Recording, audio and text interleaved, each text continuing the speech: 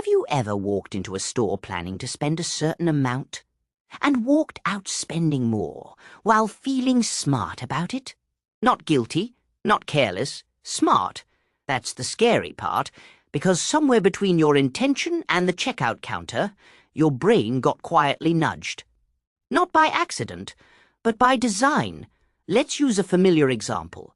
You're at the movies. You tell yourself, I'll be responsible. Small popcorn. That's it. You glance at the board. Small is $6. Feels overpriced, but fine. Then your eyes drift. Medium, 7.50 cents. Large, $8. And suddenly your inner accountant wakes up. Wait, why would anyone buy the medium? For 50 cents more, I get a bucket. That's basically free popcorn. So you grab the large. You feel clever. You feel like you beat the system. But here's the truth. You didn't beat the system. You were the system. You went in ready to spend $6 and walked out spending $8 because a fake choice was planted in front of you. That middle option? It was never meant to be sold. It's called the Decoy Effect, and it's one of the most effective psychological tricks businesses use to quietly drain your money every single day. I've spent an embarrassing amount of time studying behavioral economics and pricing psychology, and once you see this trick, you can't unsee it.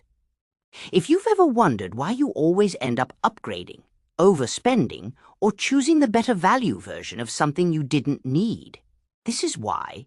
Here's the uncomfortable reality. Humans are terrible at judging value on its own. If I handed you a random machine part and asked, "What's this worth?" you'd have no idea. $50? $500? We don't know. Our brains don't work in absolutes, we work in comparisons. And marketers know this. If they show you one price, you might walk away. But if they show you three, and one of them is intentionally bad, the expensive option suddenly feels reasonable. In the popcorn example, the theater doesn't care about the medium. It exists for one purpose only, to make the large look like a win. Without the medium, you'd compare $6 to $8 and probably save the money.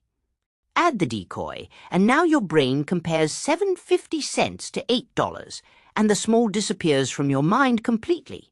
You stop asking, "Do I want to spend $8?" and start asking which of these is the best deal. That shift is where money leaks out. And if this only happened at the movies, no big deal. But it doesn't stop there.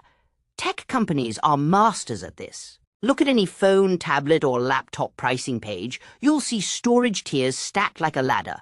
The base model feels too small. The middle option feels awkwardly overpriced. And suddenly, the top-tier version feels logical. You didn't want the premium model. You were pushed into it. You walk in thinking $400.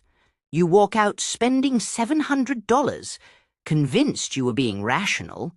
This exact behavior was proven in a famous experiment by behavioral economist Dan Ariely.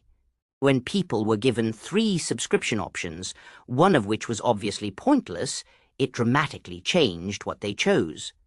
Remove the decoy, and people suddenly picked the cheaper option. The decoy wasn't a product. It was a psychological lever. And once you notice it, you'll see it everywhere. Real estate agents do this constantly.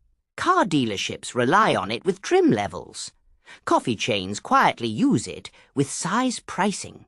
Software companies build entire pricing pages around it. It's why you say, "Well, for just a little more," over and over, month after month, year after year. Those little mores add up to thousands of dollars. This is one of the hidden engines behind lifestyle creep, especially for the middle class. You're not reckless. You're being guided. You enter with a budget, but the market forces you to compare instead of decide. And comparison is expensive. So how do you fight back? First, learn to spot the decoy. There's always an ugly sibling, an option that looks bad for the price. Once you notice it, the spell weakens.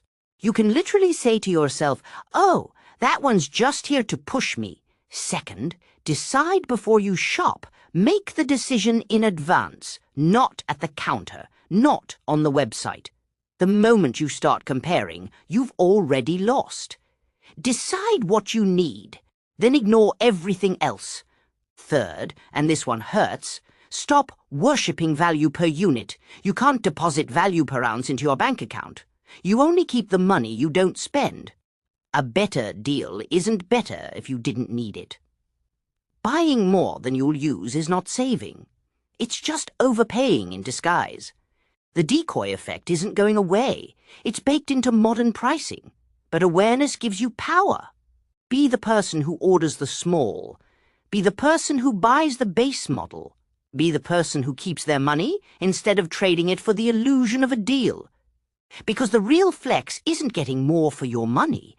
It's needing less and keeping control. If this made you realize how often you've been upselling yourself, send it to someone who always orders the biggest size because it's only a little more. I'll see you in the next one.